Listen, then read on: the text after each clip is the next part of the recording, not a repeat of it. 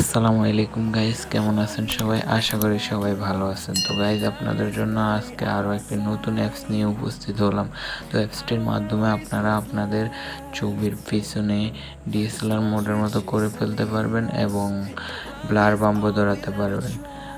এই অ্যাপস দিয়ে আরও এডিট করতে পারবেন, আপনার ছবিকে কালার করতে পারবেন এবং কি আপনার ছবির বিভিন্ন ধরনের ব্যাকগ্রাউন্ডও লাগাতে পারবেন। তো দেরি না করে চলুন শুরু করা যাক আজকের এই ভিডিওটা।